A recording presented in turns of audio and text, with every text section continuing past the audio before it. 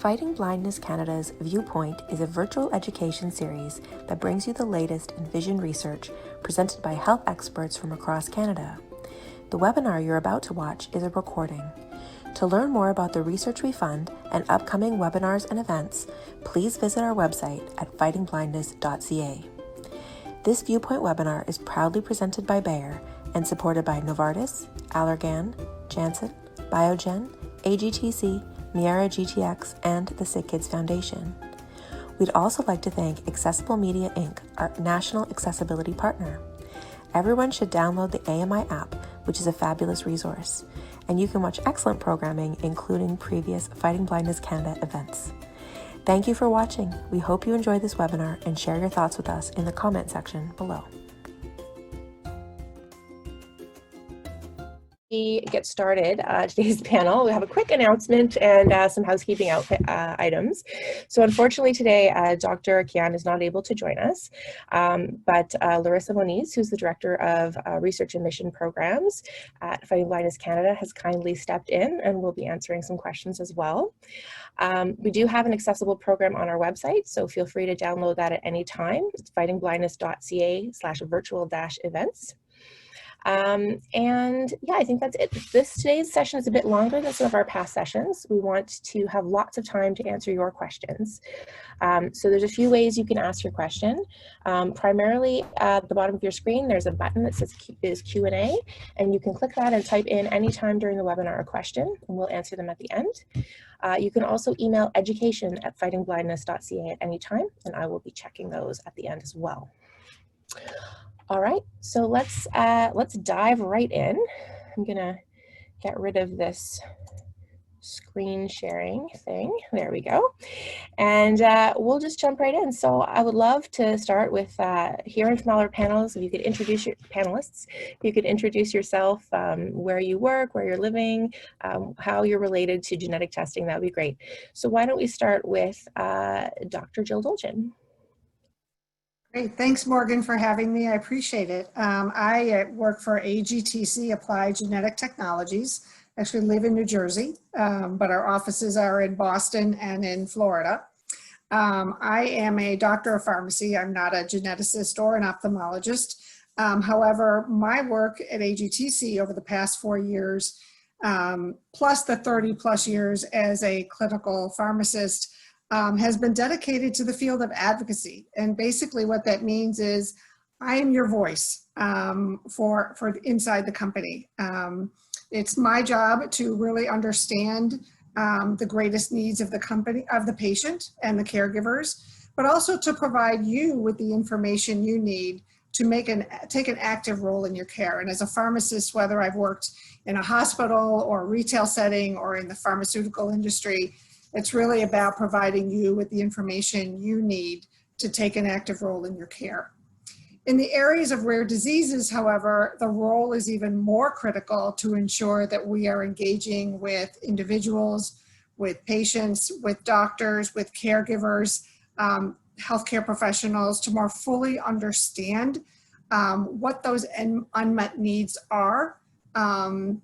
So, you know, I engage and I attend and I present in programs like this so that I can listen and get feedback on what's important to you. And I take that back to the company so that we can incorporate that information into our clinical trial designs. What are the biggest barriers that you run into in either genetic testing or joining a clinical trial or joining a natural history study? What are the barriers that, that you have that are just keeping you from taking that next step?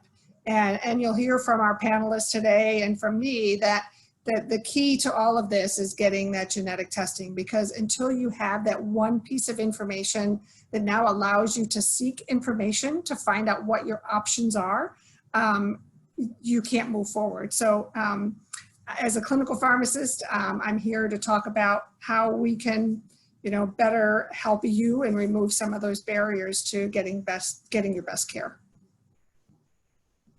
Fantastic, thank you. And Jill Beis, how about you next? Great, thanks again for having me on the panel. Welcome to everyone who's joined us from across the country. My name is Jill Diaz. I am a genetic counselor and I work in Maritime Medical Genetics Services at the IWK Health Centre, and it's located in Halifax, Nova Scotia. And we service the provinces of New Brunswick, PEI, and Nova Scotia for genetic services for all indications. But myself and another genetic counselor specifically, one of our areas of work is working with individuals and families with inherited eye conditions, and people may be asking us questions about genetic testing, or what are the chances for other family members to be affected? What does this mean with regards to is it just related to the eye if it's in a small newborn or child, or is it a big part of a bigger picture? And we see some individuals for genetic counseling and testing, just the genetic counselor, and other times we work with our medical geneticists or physicians to see and facilitate sort of working through a patient's journey for diagnosis and testing and results. Thanks. Thank you. How about Larissa? Would you like to go next? Sure. Thank you, Morgan. And I'm going to apologize to people who are looking forward to Cynthia being on the program. I've got big shoes to fill, but I'm really happy to be here. As Morgan mentioned, I'm the Director of Research and Mission Programs here at Fighting Blindness Canada, which is in Toronto, and from my living room right now. And what I do and what my team does at Fighting Blindness Canada is, first of all, is we are sort of the lucky ones who get to fund all that amazing vision research across Canada. So I get to learn about the research, making sure that we are funding the best and the brightest to bring new treatments to Canada. And once we are also, in addition to funding research, we also really want to make sure that people have access to treatments once that research comes here. And so my team also works to talk to government, to policymakers, to make sure that treatments are available and that they're funded. So one of the things that you might have heard in the last few months is we had a bunch of surveys going around. One was for inherited retinal diseases, and we were asking you what your experience was with living with vision loss, so that we could take this information and then give it to policymakers as a new gene therapy was being considered by Health Canada. So that's part of our work. And then the last part of the work is work that Sherry and Morgan do, which is both supporting our vision loss community as well as helping to educate the community, both through health information on the website as well as these events, Vision Quest normally, and now Viewpoint. And a little bit of a background about me.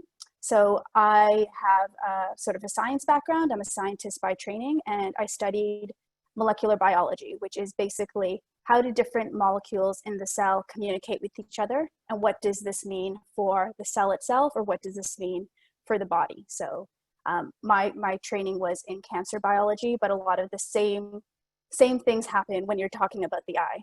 So similar ground. And in the past 5 years, I've worked at a number of healthcare charities, both in the research department as well as in knowledge translation, which is moving all the data and evidence we have into helping people and making sure that they are going to have the best outcomes. So thank you again for having me at the last moment on this panel. Well, thank you so much for stepping in at the last moment. I really appreciate it. Okay, last but certainly not least, Sherry, how about you? Hi, thank you, Morgan, for having me on. I'm Sherry. I am the Health Information Officer at Fighting Blindness Canada in Toronto. I am relatively new to the organization. I started a year ago yesterday, which is kind of crazy that it's been a year already. And so I provide patient navigation services to our community and really to anybody who wants information on their diagnosis or their child's diagnosis, looking for information on clinical trials or how to get their genetic testing, and more information on our patient registry, which I help manage. I also work on some of the education resources that we have both online and in print and video. I have a background in health and communications. So I have a master's in communications, and I've worked at a number of different charities in similar roles. So I come from a variety of different health backgrounds, heart and stroke, and I worked at Sunnybrook in the cancer center. So that's a little bit about my background. I always forget to mention that I have RP. So it's especially, I guess not an emotional trip, but it's useful for me to be in this position and to also be someone with vision loss, because I find it helps me connect with the constituents and our community a lot better and understand what we're all going through, and also get really excited in a very appropriate way about the research and what it means, and what it means to participate in studies and to have treatments become available. So yeah, I'm just looking forward to helping everybody understand a little bit more about genetic testing. Perfect. Thank you so much. Okay, so let's dive in. So I have my first question is for everyone. Maybe we'll stay with, Sherry's already muted herself, but let's stay with Sherry to start. And why do you feel that genetic testing is so important? So there's so many reasons why genetic testing is important, especially right now. We have so many clinical trials that are coming up that are currently being run in Canada and also worldwide. And most of them right now are gene specific. So it's really helpful for me as a patient, or someone who's just been diagnosed, to know what their gene is so that they can understand what research is being done. Not only that, but knowing your gene helps you understand a little bit more about your prognosis and how your disease is going to progress. So it can give you a little bit more understanding about what you may be going through, because all of the genes act slightly differently. And some people may not want to know that, but some people really do want to know, what to expect. And, you can understand a little bit more about your lineage, whether you're going to pass it on to your children, and what that means for you. So there's just so many things that you can do with the knowledge of your gene. Perfect. Larissa, how about you? Why do you feel that genetic testing is so important? Anything to add? I feel like Sherry sort of has covered the main bases, but yeah, definitely for, I think, as many people in the community know, until very recently, there weren't any treatments. So while it was really good to know about your prognosis, potentially for family planning, for work planning, that was important. There wasn't much else you could do with that information, but that has really changed now with the sort of advent of gene-specific therapies in particular. And many of the clinical trials are gene-specific, so you need to know your gene and even the mutation potentially to be able to participate in these trials, or maybe to have access to treatment. So I would say now more than ever, it's really important to, if you're able to figure out what is the genetic basis of your eye disease. And for a last thing, this is a little bit more of a clinical angle, and I'm stealing this from a great article that Dr. Rob Kuhnekoop just wrote for our latest e-news, but I don't think he'll mind if I plagiarize him. But he was saying that it's also really important to get a genetic diagnosis, because that means clinicians can know what the cause is and can stop looking at potentially other causes. So it won't be an environmental factor, or it's not trauma. So they have a very clear sort of clinical diagnosis that then they can work with you on to manage your care better. Absolutely. How about Jill? I've got my two Jills. Jill Dolgin. How about Jill first? Well, thank you. I think I go back to, my mantra as a clinical pharmacist is knowledge is power. I think, and Jill Beis may talk about this, there's over 300 genetic mutations that have been associated with inherited retinal disorders, probably over 100 of them associated with retinitis pigmentosa alone. And so specifically for gene therapies, which, as we mentioned, they're usually targeted towards one of those, it's going to be important for you to know which one you have. not only for yourself and potential treatment options, but for your family members and you know, who else in the family might have it, and to be able to manage and counsel those family members about future generations and the risks of inheriting those. I'm sure Jill will go into it as well. I mean, hopefully in the future where we're talking about stem cell transplants and optogenetics, those are sort of mutation neutral, that you know, it may be less important. But for right now, for gene therapies, knowing your gene mutation is going to be critical for you to understand what your treatment options are and what clinical trials might be available to you. Definitely. Jill? There. Thanks. I think most everything has been pretty much covered, but just sort of thinking about what Larissa had mentioned is potentially once a genetic diagnosis is reached confirming a specific underlying cause, it may help stop the diagnostic odyssey. So especially in, you know, younger children, if you're trying to do the, you know, ERGs and all sorts of tests, which can be quite difficult to do, or putting someone under anesthesia for those.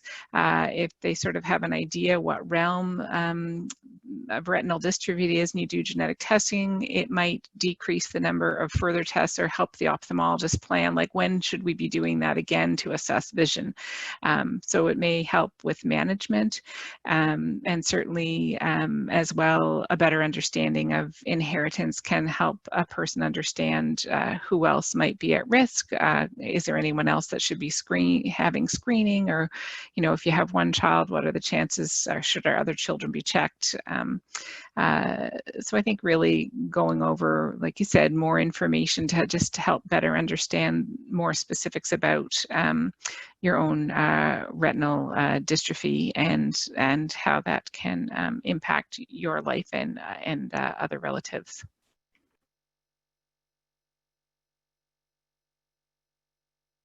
I did the thing and left myself muted. Okay, so while I still have you, Jill, so one of the questions we get often is, so what is the difference between a geneticist and a genetic counselor? And when would a person see one versus the other? Okay, so some of the differences are a geneticist, or a medical geneticist at least, is a physician. So they've gone through medical school and then done several years of specialty training in genetics. So they're clinical genetics, so they're seeing patients. You may hear about molecular genetics, and those are the sort of PhDs in the lab that are signing off on the test reports. So an individual who's a genetic counselor has a master's degree in genetic counseling and certification as a genetic counselor. So we work independently and together depending on the situation. So part of it may be depending on what the question is being asked as to who would be seeing a patient. So and also what are the provincial rules around healthcare and who can see patients. So for example, in our clinic, a genetic counselor can see individuals and discuss their family history, their recurrence risks. And in Maritime Medical Genetics, we have the ability to order genetic testing and provide results. And specifically when we're looking at individuals who don't need a physical exam, if they're coming through for that type of question and testing. So we would have individuals see a geneticist if maybe they may have an inherited retinal condition, but other features. And so a geneticist might need to do a full assessment to say, is this just related to the eye, or are these different health issues that an individual is having all together as part of a bigger picture or syndrome? And often you would see a genetic counselor at the same time. Or if there's more in-depth investigations needed, and if I have an individual in which we do genetic testing and I've met with them, but the results come back and they're really complicated and I'd like another geneticist to review those with me, or maybe there's different medical management issues that I'd like the geneticist to review. So it may vary in each province as to whether you see a genetic counselor, a geneticist, or a combination of both. Of course, something that I've learned going through this process is every province has got their own sort of idiosyncrasies. So I'm sure Sherry can talk a bit about that too. Sherry, how about over to you? Do you want to talk a little bit about the number one question I think we all get is, how do I get my genetic testing? Yeah, so there's a few differences in each province. So one thing is consistent, and that is every province has funding to get your genetic testing if it is appropriate. So if you go through your doctor and you have a diagnosis of an inherited retinal disease or inherited eye disease, as long as the genetic counselor deems it, appropriate, you can get your genetic testing. You don't have to pay for your genetic testing. The only reason you would have to pay is if you did it privately. And that's something I don't know a whole lot about, but so I'll speak more to the provincially funded genetic testing. So each province is slightly different. Some are more complex. I just spoke with someone about the process in Nunavut, which was a little bit more complicated than the other provinces, but generally you go to your eye doctor or your general practitioner or your optometrist. In some provinces you can see a nurse practitioner and get a referral to a genetic counselor. If there's no if the doctor that's referring you doesn't know where a genetic counselor is, there are many ways to find a genetic counselor in your area. You can call me. You can go online and look for a genetic counselor in your area. But otherwise, once you're referred to the genetic counselor, you have a consultation with them. They talk to you about your history and your family history, your medical history, and they decide what panel is appropriate, because there's a lot of different panels of genetic testing. And once that's done, the genetic counselor takes over. So, there's sort of like two aspects of getting your genetic testing. There's the actual test, which is generally, it's not that invasive. It's either a little blood test or saliva. I think most of the time in Canada, it's blood.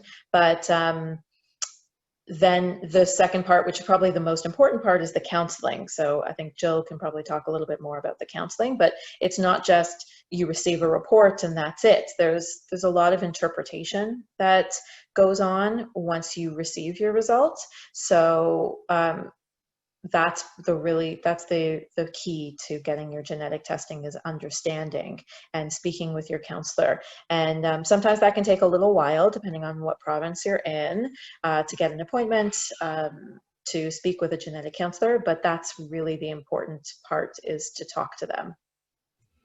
Absolutely. Jill, did you want to add anything to that? Yeah, I think in provinces, we do require a referral from a healthcare provider into the service. And once the referral is received, it's assessed and triaged to see, should they see just a genetic counselor? Do we feel this would be more appropriate for a geneticist to be involved with? And although we're located in Halifax, and I think a lot of other services, we don't necessarily see everybody in person, to let people know that we use telehealth, so video conferencing to other hospitals. And now with our current situation, a lot more telephone counseling appointments, and as well as trying to facilitate Zoom appointments or other video conferencing. And for collection of blood samples, you don't have to necessarily drive to your center. So even though you may only find a genetics clinic in, the major cities, cities, they often have either outreach clinics or other ways of accessing that where you don't necessarily physically have to travel, and they can facilitate tests. And I would say, I guess from genetic counseling, I don't know if we're talk more about that now or later, but really kind of going through the pros and cons. What are the expectations of getting results? What are the possible outcomes of genetic testing? How might someone react to that? Looking at family issues, sort of, you know, if you have a child and you find out it's recessive, it's not trying to point to parents to say their blame or shame if we're looking at testing families. So there's a lot of different issues that go into considering genetic testing versus just putting out your arm and saying, do the test. So we kind of want to make sure that there is informed consent about issues, you know, what can come up on genetic? What about issues of finding out certain family members aren't related how you thought they were?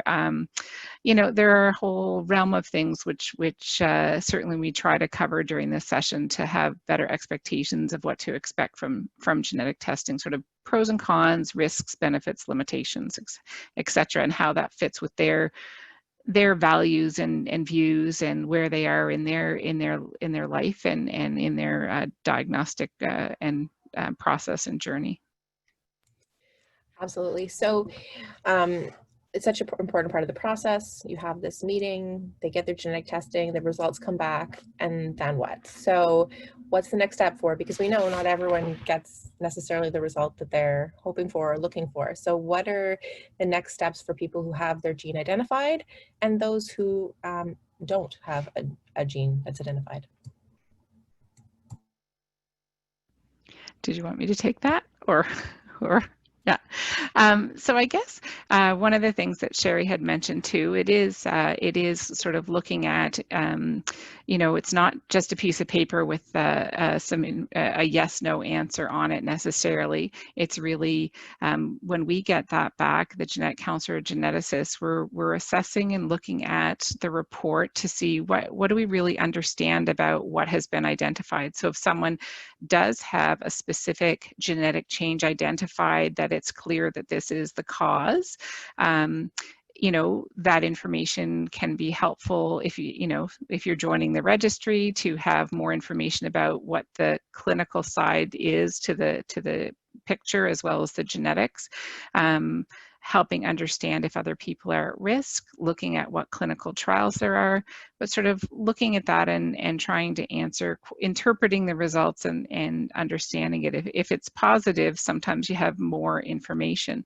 If your result comes back negative, meaning of the genes that we've studied, the lab has studied, they didn't find any spelling changes that they feel are the underlying cause. It doesn't mean it's not genetic. We don't know what most of our genes do yet. You know, if we have 25,000 pairs of genes and maybe we know what 5,000 of them do, we still have a long way to go in understanding all of our genes. So a negative result, the one thing is it means you're not missing out on a clinical trial because we've tested you for the genes that we know are currently in clinical trials. So you know you're not missing out on something.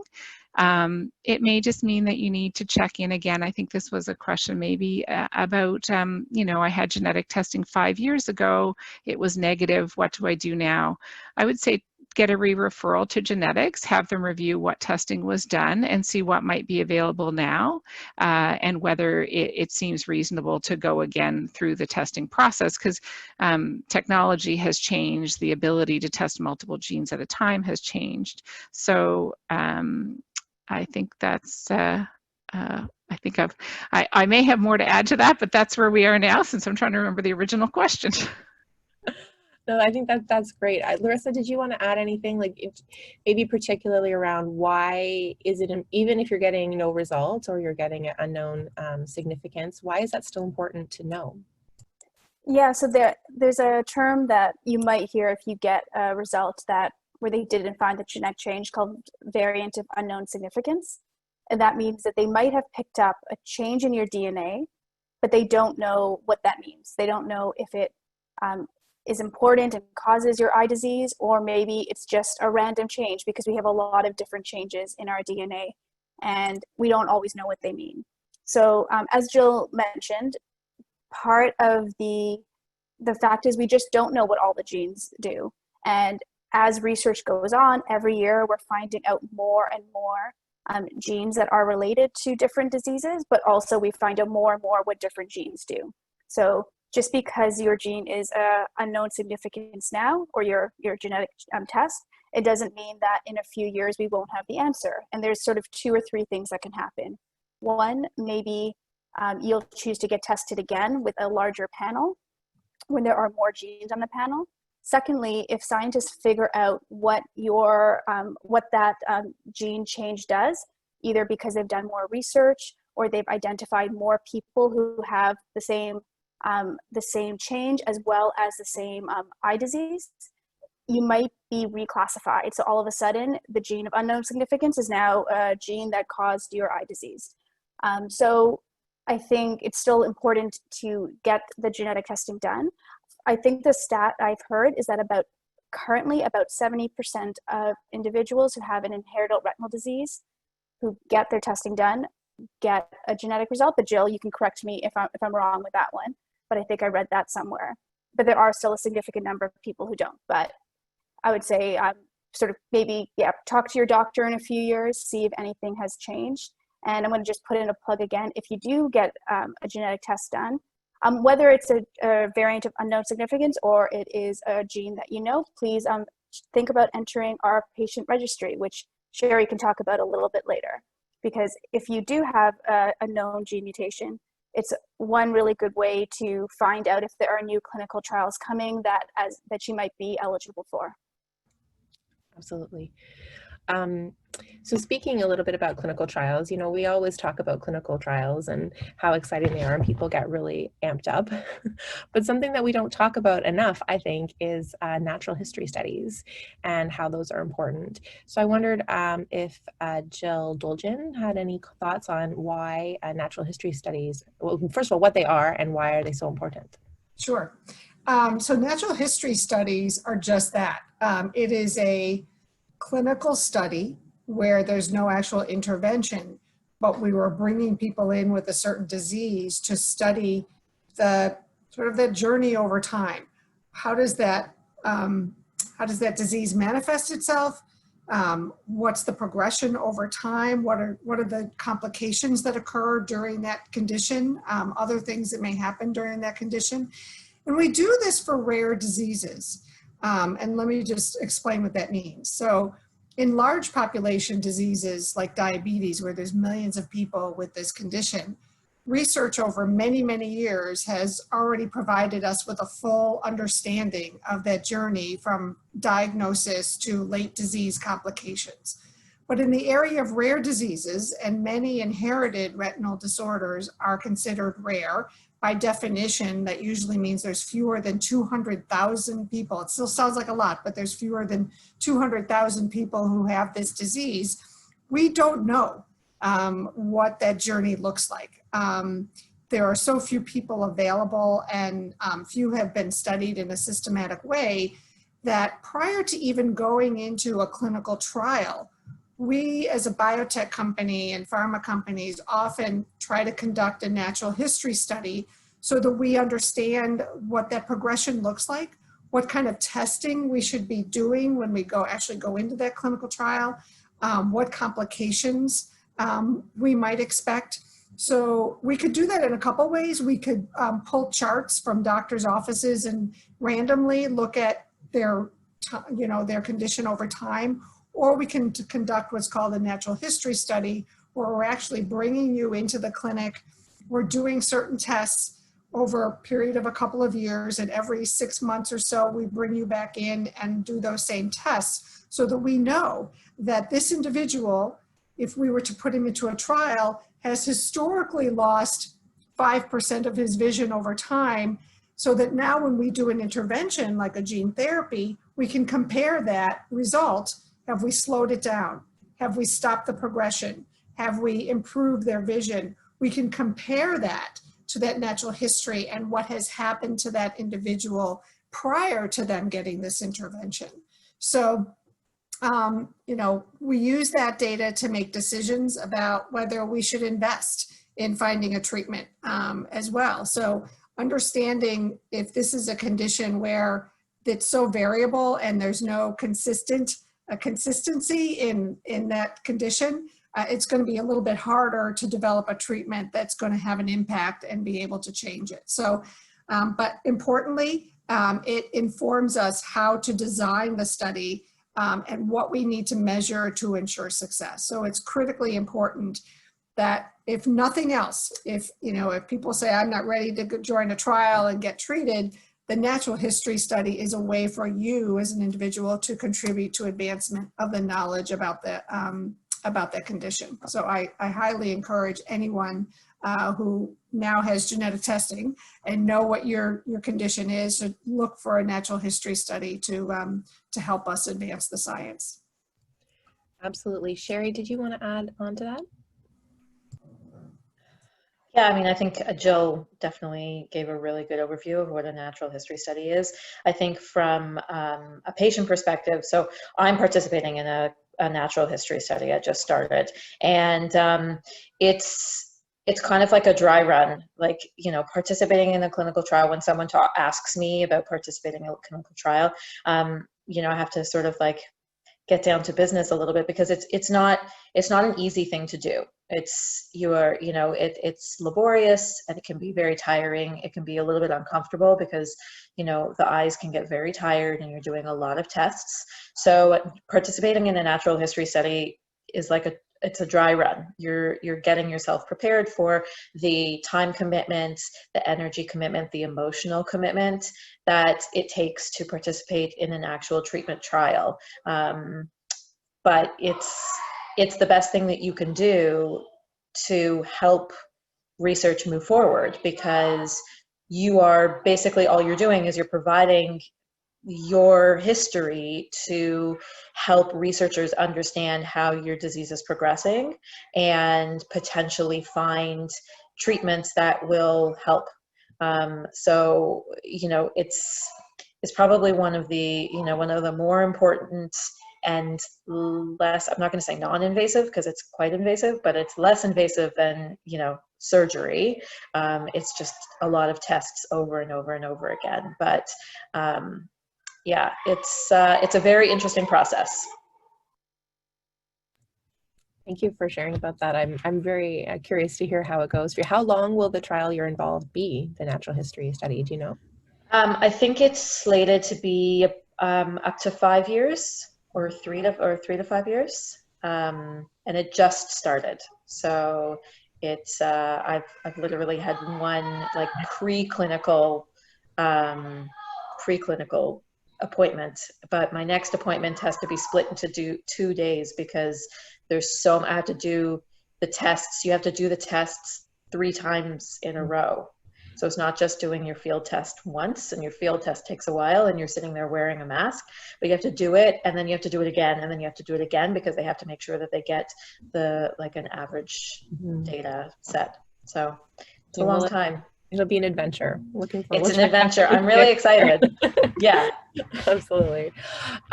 So thanks, Sherry. So back to Jill. We know you do a lot of great work in advocacy for patients. So what can patients and families do to help ensure that we're going to have access to greater clinical trials or new therapies in the future? Sure. Well, as we've said all along, getting an accurate diagnosis is the key. That's a clinical diagnosis from a specialist and a genetic diagnosis from your genetic testing. Those go hand in hand. How do we shorten that diagnostic odyssey, meaning that time that you notice something's wrong to actually getting a diagnosis? And we know from many of these conditions that we've done some patient journey work, it can take 5 to 7 years and seeing 7 to 9 specialists to actually get that diagnosis. So that's the first thing. And then, certainly joining a patient registry, and I know we'll probably talk about this further, but a patient registry means that you are allowing your data to be put into a database that will potentially be used for finding you. And we as biotech companies want to find where are those patients who may have this condition. And the first place we look is a patient registry. So that's critically important to provide that information to the FBC patient registry. The owners of the registry, like Fighting Blindness Canada, FFB in the US, will communicate with you when there is a clinical trial available. It's also a place, as I said, we as sponsors go to identify patients to participate. We do not get your personal health information. I just want to make sure you understand that. We would ask FBC, for example, how many patients in your database have this mutation that are within this age, that have this condition, obviously, or have some clinical features, and they will then in turn identify you and send you information that says you may qualify for a trial. If you're interested, contact the sponsor at XYZ phone number or email address. So you know, just it helps. So that's number one. That's critically important. And also, you know, it also helps us in future decisions about what clinical trials we may conduct, because again, we talked about rare diseases. There's very few. They're rare. So it also helps us understand what is the prevalence, how many people are actually living with this disease. And if you're involved in a patient registry, that gives us a pretty good idea as to how many people are there that are going to need this therapy in the future. So I can't emphasize enough that you need a clinical and genetic diagnosis, and joining a patient registry is the first step, or the first two steps.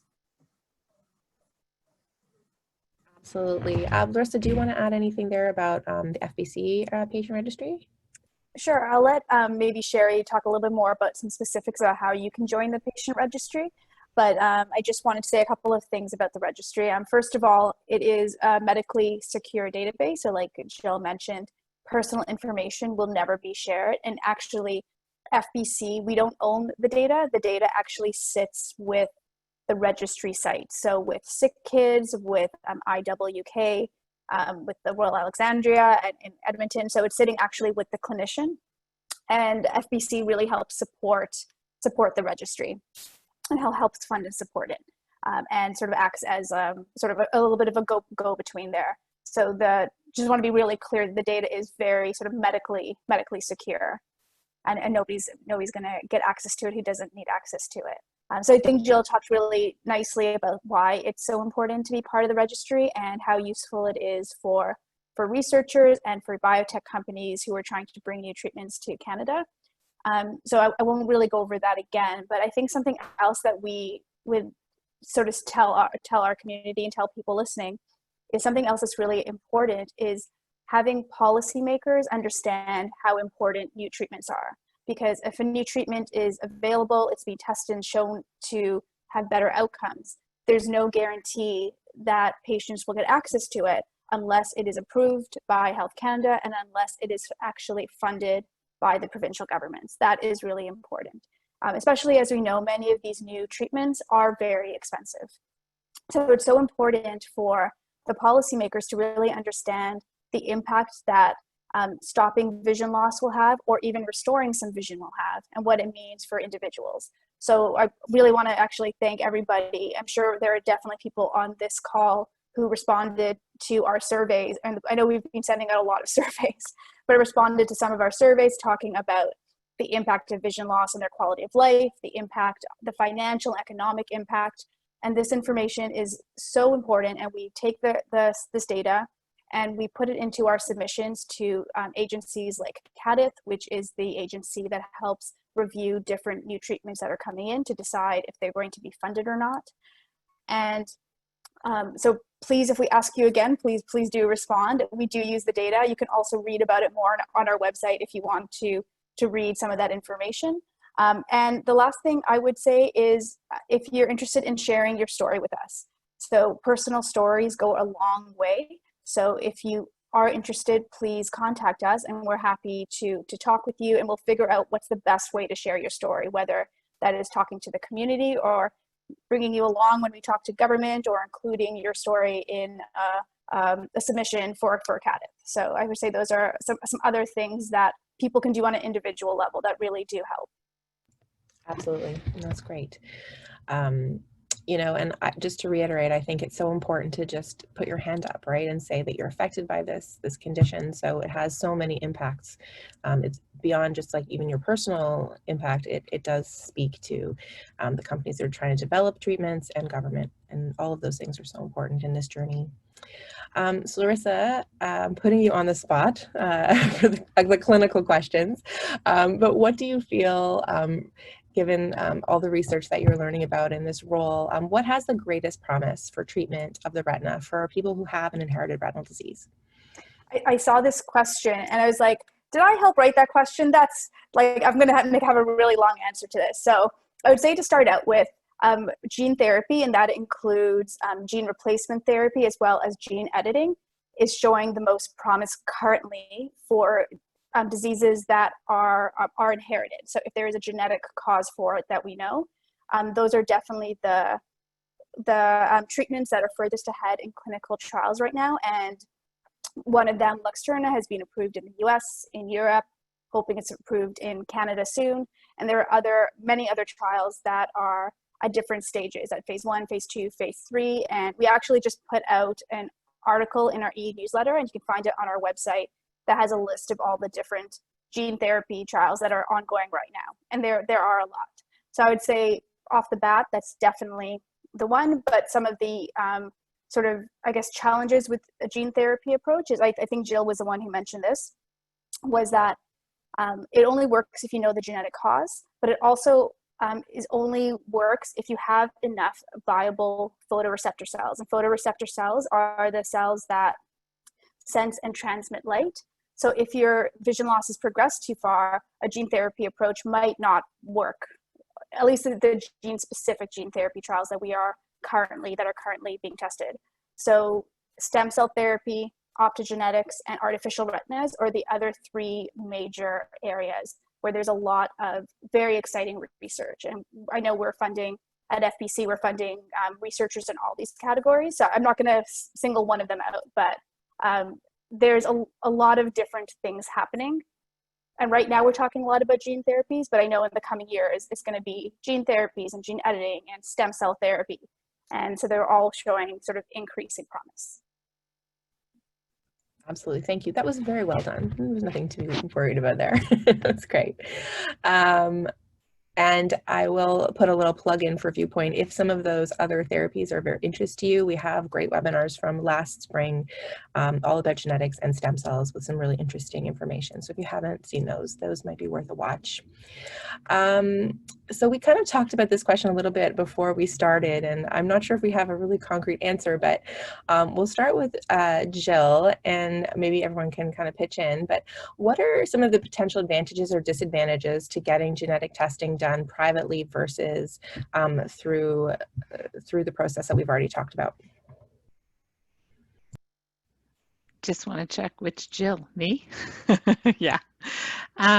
Again, being in Canada and working in a clinic, I don't really have experience with working through private pay direct to consumer genetic testing. We use labs. So again, sort of just backing up one, although our hospital has a genetics lab, we don't do genetic testing for inherited retinal disease. We use labs for many different conditions from around the world.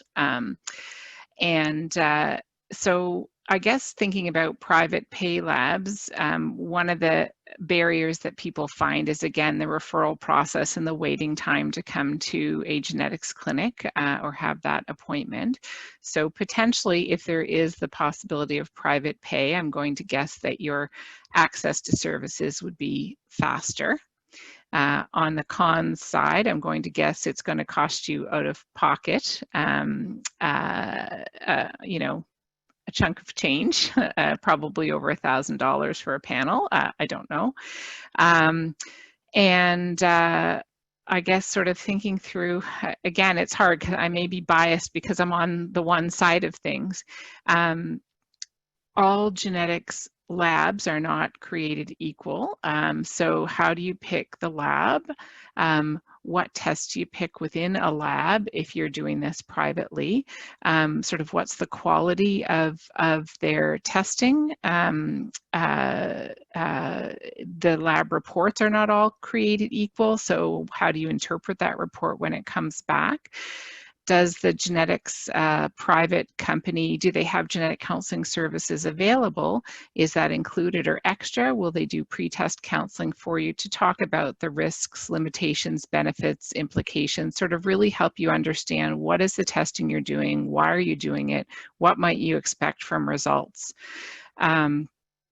You know, if you just give a sample somehow, spit in the kit, send it off, and they send you a report, it may be complicated to interpret that. As Larissa had mentioned, we sometimes get back variants of uncertain significance, and I think that can be difficult to comprehend. What does that mean? Are there ways to figure that out based on the family structure of other people who are affected or unaffected? Maybe more testing will help. So sort of thinking, is there someone there to help explain the information? Also on reports, something we didn't mention, that sometimes we get back what we call additional findings. And these are secondary findings, and it's sort of reviewing each of those to say they're often secondary findings are those in which changes occur in genes that they don't think are the cause of your inherited retinal disease, but maybe it means you're a carrier of another gene that does cause inherited retinal disease that we weren't expecting, and so talking about that. We do get surprises back sometimes on genetic test reports that although we're looking at a number of genes for inherited retinal disease, sometimes the lab can tell that there's a few genes missing. That doesn't mean there's a problem, but that there's something else going on and that needs further investigations into it, and it may or may not be related to inherited retinal disease. So I guess pros and cons are, it's going to depend on what does the private pay lab offer? Do they have a genetic counseling service that will help you understand what you're paying for, what you're getting, how to interpret it, and what it means? So that's my short answer, and I guess I don't have experience. There are some private labs potentially that have great associated genetic counselors with them that do a good job. I just don't, many private labs still require referrals from physicians. I don't know which ones are just direct to consumer.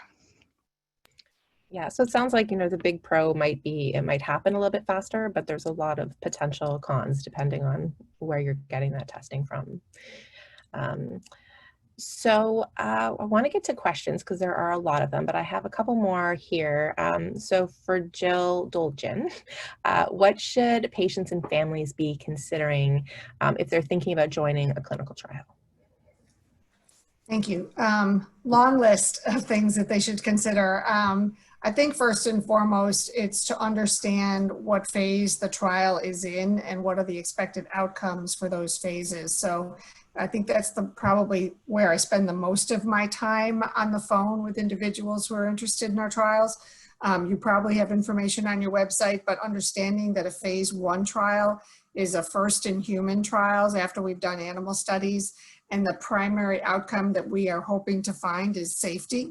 Is this safe? We've given it to animals. Now we want to give it to humans in escalating doses and figure out, is it safe? Do we hope there'll be a response? Sure. But phase 1 is really about safety. Phase 2 is where we use the highest, safest dose and give it to more patients and hope to see if there's a biologic activity. So again, it's identifying that appropriate dose that's also going to be safe. And then phase 3 is where we're administering it. We now have identified, okay, it seems to have a biological effect using this dose, and we know this dose is safe. Let's give it to a larger number of individuals and see if we can replicate the findings that we found in the phase 1/2. I also want to just comment that when in rare diseases, we're talking about studies that are maybe 20 people.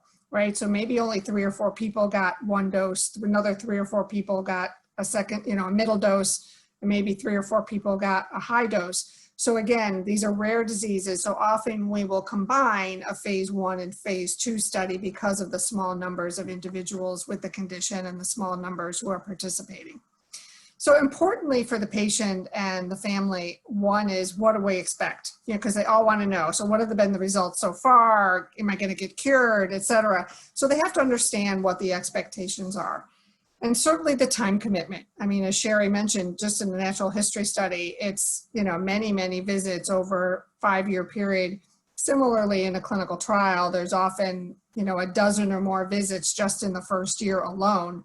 But we're required, when the FDA, you know, approves our studies, to follow these patients for at least 5 years, if not longer, to ensure that that safety has continued and that there's durability of the effect that they may have seen during that trial. So what's the time commitment? Are there nights and weekends?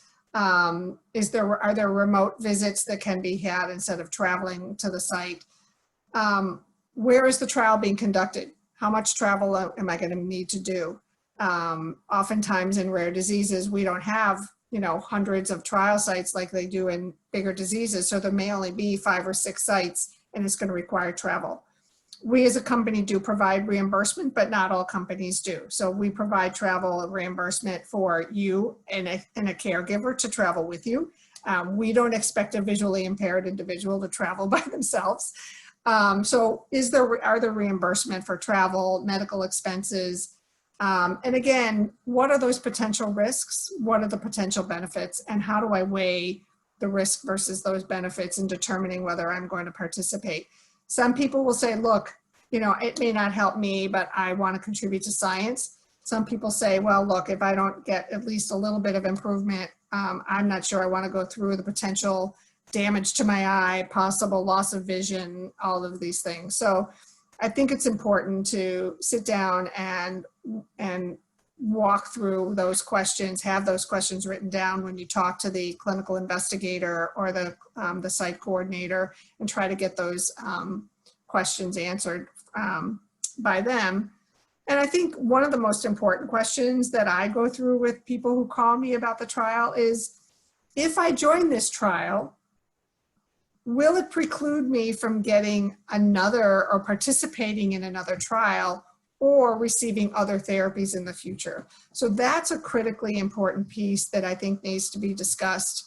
Oftentimes it will preclude you from joining another trial, but it may not preclude you to get stem cell in the future, or, you know, some other gene editing in the future. It's that when you join a clinical trial, especially early phases, we need to bring people in who have had nothing else. That's not going to add to the variability of the results. So those are questions you need to ask and make a determination as to whether it's worth your time, worth the risks for you to join a trial at this time. That's a great list. Do you have, is that available anywhere, or is that just, oh, you're muted now? I'm happy to just provide you with those questions that I drafted. I don't think they're written down anywhere per se, but I think there's an FDA resource that will, you know, go through that for individuals and what things they should be considering and ask questions for. So I'm happy to give you that resource. That would be great. We can share that with everyone, because I think that would be really helpful. Great. So my last question, before we move to the many, many questions that everyone out there is sending in, is for Sherry. And Sherry, how can patients and families learn more about clinical trials, and if so, how to join? So there's a few ways that they can learn more about clinical trials, about what clinical trials they may be eligible for. They can obviously come to me. That's my job. So a shout out to the Health Information Line. I'm happy to do some research and look for any clinical trials that may be applicable for you. If you know your gene, and if you're okay with sharing it with me, obviously everything that you say to me is confidential. But you can also go to your doctor. You can talk to them. They have your medical history. They understand, you know, what your background is. So they are also very, you know, they're well equipped. If you go to them and say, I'm interested in participating in a clinical trial, is there anything for me? It's not an immediate answer. They're not going to just like have all of the trials on the top of their head, but, you know, letting them know that you're interested, they can do that background for you and come back to you with some more information.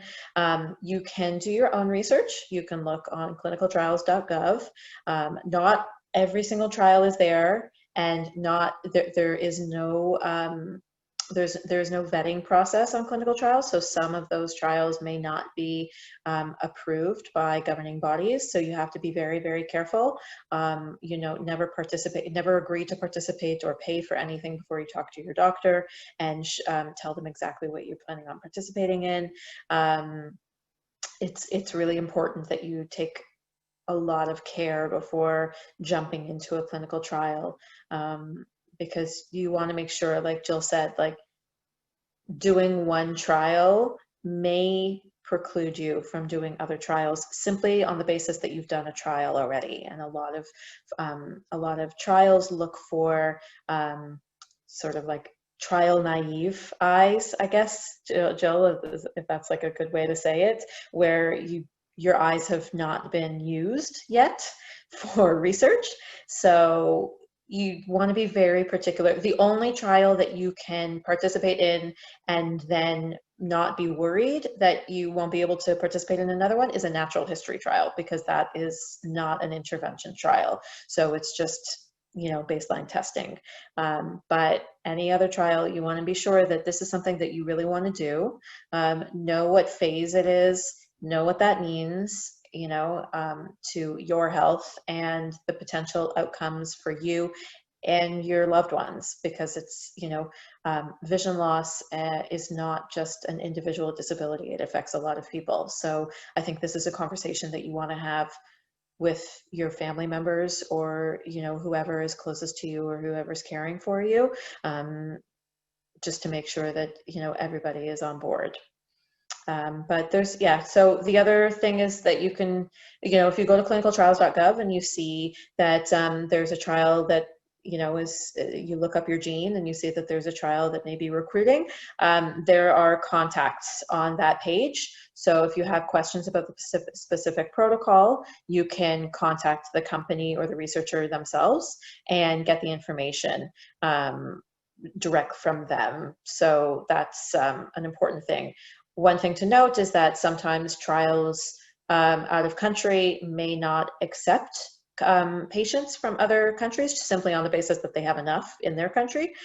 So you just want to make sure that there's either a trial site in your country or that they are accepting international patients and that you can travel.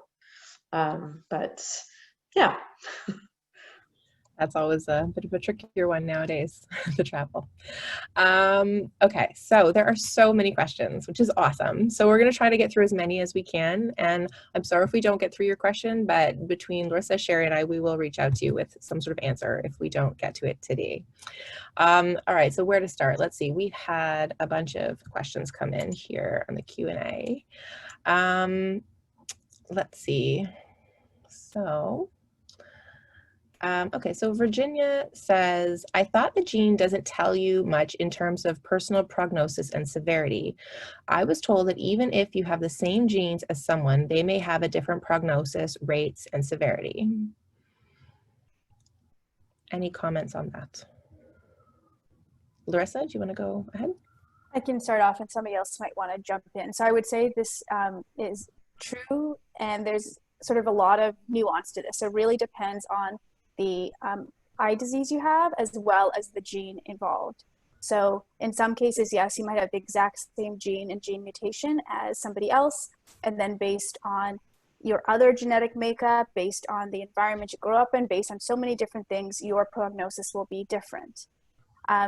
There's also situations where if you know the gene and gene mutation you have, depending on it and what scientists know about it, they might be able to tell you a little bit more about their prognosis. So maybe two people have a diagnosis of retinitis pigmentosa, but they have two different genes, and it's known that one of them has a prognosis that progresses faster than another type. So it really does depend on it's a personal situation, and it depends on the gene involved.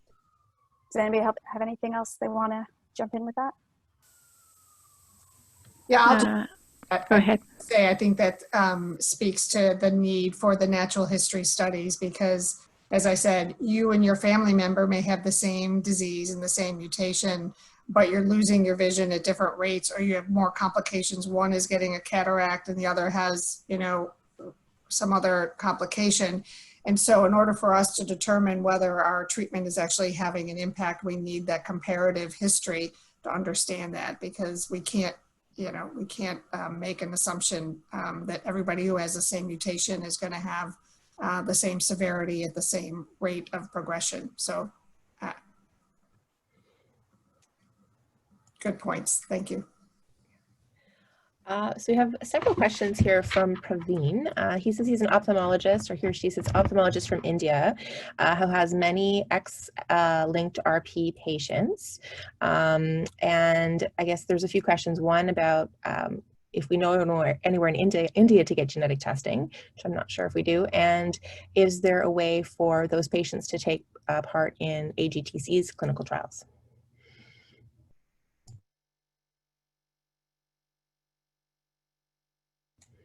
So that would be for you, Jill Dolcin. Unfortunately, right now with our early stage, we're in phase 1-2, are planning for phase 2-3 the beginning of next year. Right now, we are not planning on having a trial site in India, and that's it for a number of reasons. It's more challenging to get them up and running in certain countries. Every country is different. So as we look to particular countries, we really have to take into consideration the current medical research units in each country, how long it takes to get approval for that trial through the health ministry or the health authorities.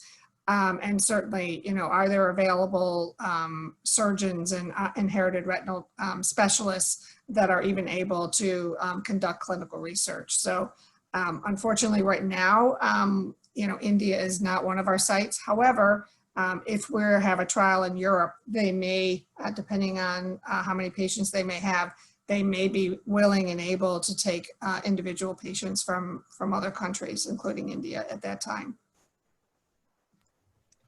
Great, thank you. Okay, so this is, let's see, anonymous attendee said, I believe that treatments and even cures for IRDs such as mine, which is RP, are going to be developed soon, which is very encouraging. However, as a woman of 73, who still doesn't feel like a senior, I wonder if my age would be a negative factor in being considered for clinical trials. I would be over the moon if even the progress of my RP could be halted. I would gladly embrace my limited vision if I knew that it would progress no further, and I'm sure there are many, many others who feel the same. Anyone want to tackle that one? I can start. So first of all, individuals need to understand that there's many considerations when we're evaluating an individual for participation in a trial. Certainly the condition of their eyes and you know, the certain how far the disease has progressed. Age is a factor primarily because there's other things that individuals may receive before that gene therapy is administered, and typically to reduce the inflammation that we often see when they do the retinal surgery, it requires an individual to take oral anti-inflammatory agents such as prednisone or methylprednisolone. That drug can certainly cause side effects to it. And so individuals who may be not as healthy as this individual 73-year-old, but may have diabetes or heart disease or be on immunosuppressives or have other immunologic conditions, it would be difficult for them to be able to tolerate the administration of those steroids. So I'm not saying we wouldn't include a 73-year-old, but we'd have to take into consideration both the condition of their eyes as well as their general health to consider. So I can tell you we have considered some 70-year-olds in our trials, and I'll leave it at that. Great. This is a good one. This is interesting. I don't actually know the answer. So are natural history studies registered in clinicaltrials.gov? And how can I find out which natural history studies are currently ongoing? Yes, most of them are. So if you go onto clinicaltrials.gov and you type in your gene, as long as it's not like a really popular gene, there probably won't be, you know, pages and pages of studies. And I know because I've been on the clinical trials website many, many times, all day, every day. But a lot of the time you'll see something, it'll say natural history study or progression study, or natural progression study. So, I mean, feel free to contact me and ask me, and I can look it up for you if you're having trouble finding one. And I can let you know whether there's a natural history study. Normally, Jill Dolcin can correct me if I'm wrong, but, you know, natural history studies, normally come about when researchers are, you know, going into it's like a phase 0. So researchers are investigating the potential that there may be a treatment available in the future, but they need to be able to know more about the progression of the disease and learn more about how they can potentially test progress. So that's why these natural history studies are normally formed. So there has to be a need for it. They don't often just start natural history studies. Yeah. Great, thank you. Okay, I have a few questions about Luxturna. That always comes up. So the first question was from Helga, who said that her son had recently had genetic testing and his gene is, oh boy, it's long, RPGRX381452929. Would the drug Luxturna be helpful for this when it becomes available? And then the other question on Luxturna was, why is the cost of Luxturna so high and it's not affordable to so many people? I can try to tackle those. So the first question is unfortunately a very quick no. The Luxturna gene therapy, it's only available to individuals who have retinitis pigmentosa or Leber congenital amaurosis and have biallelic. So that means they've got mutations in both copies of their RPE65 gene. So it's a very specific treatment for that. In terms of the cost of treatment, a lot of innovative treatments can be quite expensive because of the cost it takes to develop them. So it's very, very expensive to go through all the research, the basic science research, of course, but then moving it through the clinical trials, phase 1, phase 2, phase 3, the natural history study. And then the second factor, which is the companies have to think about, is the patient populations are quite small. And so if they're trying to make sure they don't, say, lose money on a treatment, how high does the cost have to be to take into account all the research they already did before, all the money it takes to set up the treatment, so setting up, like, training surgeons to give these new treatments, and then knowing that there's only a very small population. So what we hope, though, is that as more and more innovative treatments come on the market and a lot of this early research has been done and a lot of the early work has been done, the cost of the treatments should also go down over time.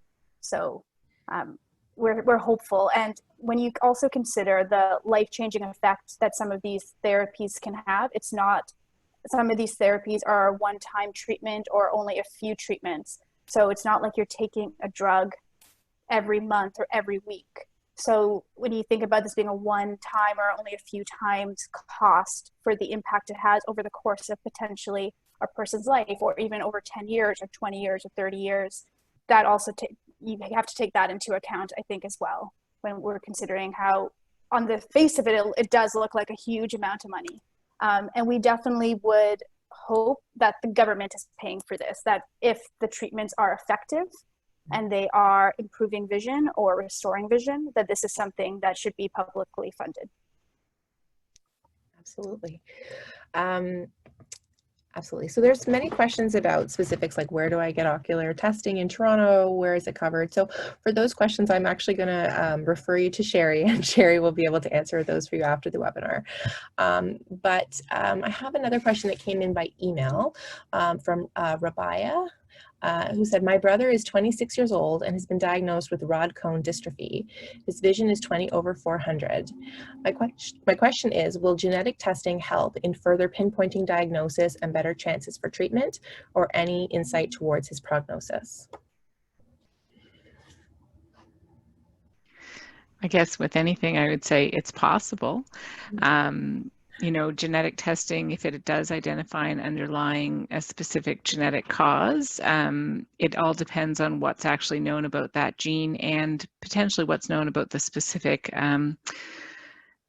pathogenic variant or spelling change in the gene. So someone would try to look and say, what do we actually understand and know about this? So it may give more about the subtype. You may get more information, but again, we know that sometimes when you look at information about a specific gene, it's quite variable, and its age of onset, it's progressive, and even the sort of category, you know, is it a rod cone? Is it a retinitis pigmentosa? Is it a macular? You know, so some of those overlap. Those genes can cause more than one, but I think it's possible it could provide more information now, but also, again, if you do identify the underlying genetic cause, it could be something that then, even if there's no clinical trials or therapies right now, that as you move forward and more come up, you would at least know when you're looking at research that's ongoing of, is that applicable or not applicable? It may, again, he's already 26, if he doesn't have other health issues. Again, sometimes we want to look at which gene is causing it to make sure, you know, there are rarer forms which might go with certain types of diabetes. Again, so it's like, oh, is there anything else we should be looking for or screening for, not just the eyes? So it may be something that it may provide more information now. For sure. So here's another one from Linda. Linda says, my 20-month-old grandson has just been diagnosed with LCA4. He has a mutation in his AIPL1 gene. Do you know of any clinical trials, or do they do, clinical trials with children that young? Are there any reliable trials involving this gene?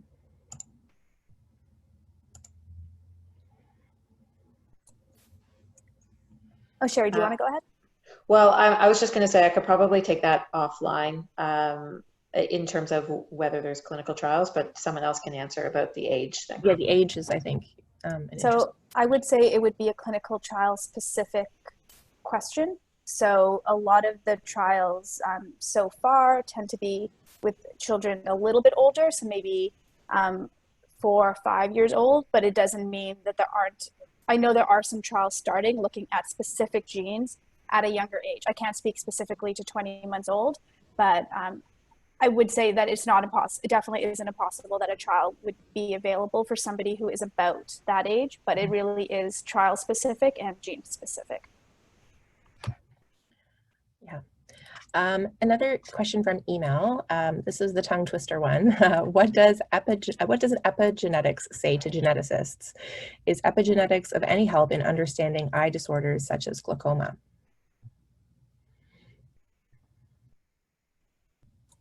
I can do the scientific answer of what epigenetics is, and then maybe throw to the genetic counselor. She's like, look, no. So epigenetics is, so genetics is our genes or our DNA, and epigenetics is anything that changes the DNA itself. So it's not a change in on the gene, but it's something that changes how the gene basically gives out information. So does it make the gene stop talking? Does it make the gene turn on more? So there are different, we call them modifications. So it's like little bits of basically molecules or sugars that are put onto around the DNA, which basically change how easily it can be read by the cellular machinery. So epigenetics can change depending on environmental factors, but it can also be, there are some types of epigenetics that can be inherited as well. And we're learning more and more about epigenetics all the time, actually, and the impact it can have. In terms of its impact on a specific disease, I would say there is very likely research out there about glaucoma and epigenetics. Off the top of my head, I can't tell you if there's a very strong correlation yet, but I'm happy to look into that a little bit further and see if there is any research. But I did do a little quick search for it, and I didn't find anything for glaucoma, for AMD, for some of these diseases. There is some evidence that epigenetic changes can have an impact, but whether we know enough about the specific epigenetic change and what that means, I'm not sure if we do now. I think it's largely in the area of research right now, as opposed to it being a clinically relevant test you might do. So I don't know, Jill, if you ever do tests for epigenetics through genetic counseling, or? No, and I think that's it. I mean, for a long time, we've known certainly a single gene doesn't act in isolation. So that's why when we're looking at individuals who may have a variety of variability amongst their spectrum of age of onset and how the condition is affecting themselves in their eyes, that we recognize that even two people with the same genetic change in the same gene are different. We have those 25,000 genes, and how are they interacting, and do they have variants in them, and what about environmental risk factors, and what about epigenetics? And it's really, I feel like we're still in such the early stages of even offering genetic testing on a basic level of just the single genes for RP and retinal dystrophies now, that we have so much to learn just from that as we gather more information on sort of genotype, phenotype. But in the future, and I think, like you mentioned, it is looking at, are there researchers looking at this at all those levels of what about epigenetics influences and environmental influences and other genes influences as modifiers, and how those all come together. And it's super complex and interesting, but I think it's definitely still in research stages. We don't have any sort of clinical epigenetic testing at this point. Great, thank you. Another question I have here from, oh boy, there's so many, from email. Khalid asks, why isn't there an easier way to access genetic testing here in Canada? We talked a lot about the process today, but he's saying, like, in the States and Europe. So for example, Blueprint Genetics offers a comprehensive panel to test for IRDs free of charge for all US residences. Do we know why this isn't made readily available here in Canada as well?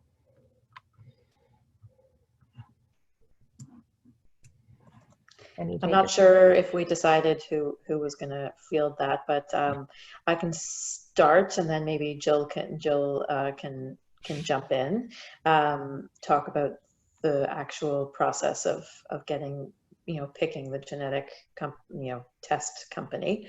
But there's a slightly more complicated process of getting your genetic testing in Canada, simply because it's run by the provincial health government. So each province has slightly different regulations, but it's covered by the provincial government. We have different governments, so the States is going to act differently than we are here. And you should be able to get your genetic testing, if it's appropriate for you, in a relatively linear line. If if you go to your doctor and you get a referral, it is a relatively linear line for most provinces. It just takes a little bit longer because of our capacity for the genetic counselors, but a lot of the genetic counselors and the genetic clinics in Canada use Blueprint. So we're still using the same panel. We're just using it in a slightly different way, I guess you could say. I don't know, Jill, what do you want to add to that? I guess I know that I don't know. Someone must be funding those panels in the States, and I don't know who's funding those behind the scenes and why they're being offered for free. And maybe other people know that answer. So whatever that is, we don't have that set up in Canada. And because for all genetic testing and medical testing, it goes through provincial healthcare budgets and through testing. So again, maybe you guys can answer how if there's who's funding the free testing in the States. I don't know. I think I know the answer to that. It's through My Retina Tracker. So Blueprint and has a agreement with MeiraGTx, and they do provide genetic testing free of charge at this moment. It doesn't mean that it will be going on for forever. So it is not a government, it's not a government sponsored thing. It is not being sponsored by the health insurance companies. It is just a specific initiative that is happening, and it's a great initiative. But we do have it actually available free of charge in Canada as well. It's just through a slightly different system. And I think Jill wants to jump in as well. Yeah, so the My Retina Tracker is funded through donors, fundraising individual donors. It's also funded through pharmaceutical companies like ourselves who are interested in identifying individuals who may have a particular mutation. So there's also another company called Invitae that is offering free genetic testing. It's not as comprehensive as the Blueprint Genetics panel. That's actually sponsored by Spark Therapeutics, because they're interested in identifying those individuals who may have RPE 65. And so there's, limited number of genes that are being tested. And they also have to agree to basically share that information with the company once those results are available. Again, in a de-identified way, but again, Spark is sponsoring that free testing for a particular reason, because they're dealing with a rare disease, and in order for them to find additional patients who may qualify for their therapy, it makes sense to sort of send out do a broader reach and do more testing to identify those who may have the condition. Great, thank you everyone so much. I think I'm going to end there just because we are very close to 5:30 and I want to be respectful of everyone's time. Again, if we did not get your question, I do apologize, but Sherry or I will be in touch with you soon with an answer. So thank you so much for sending all of those fantastic questions in. And again, thank you to all of our panelists today.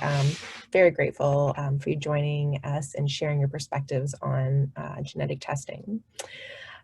If you enjoyed our webinar today, again, please visit our virtual events page on our website and sign up for other webinars. I think I mentioned at the beginning, our next webinar is on Monday, September 21st in the morning, and it's going to be with Dr. Deepa Yoganathan.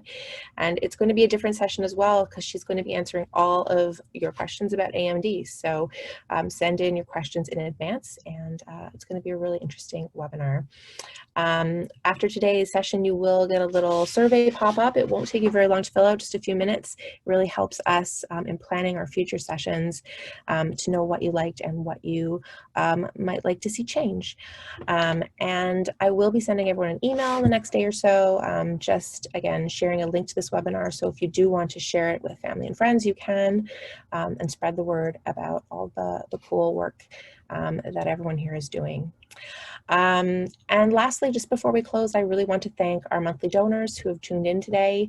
We really couldn't do what we do without your generous support. Bringing innovative sight-saving treatments to Canada is what we do. Research is expensive and it's a long-term investment, but the results can be life-changing. So if there's anyone out there who'd be interested in joining our community of core supporters, you can make a huge difference today by joining our monthly giving program. For as little as $1 a day or even $10 a month, your gift will make a huge impact for people living with vision loss. And the reason that we always talk about our monthly giving is because, for a couple of reasons. One, it provides sort of a consistent source of funding that ensures that we can make our long-term investments in vision research. And it also just reduces our administrative costs so that more of your money can be going directly to vision research. So consider joining us today. You can always come on our website, fightingblindness.ca, or you can give us a call at 1-800-461-3331. Thank you again to everyone for joining us today. I hope you all stay safe and healthy, and I look forward to connecting with you again at our next session. Take care, everyone. Bye-bye.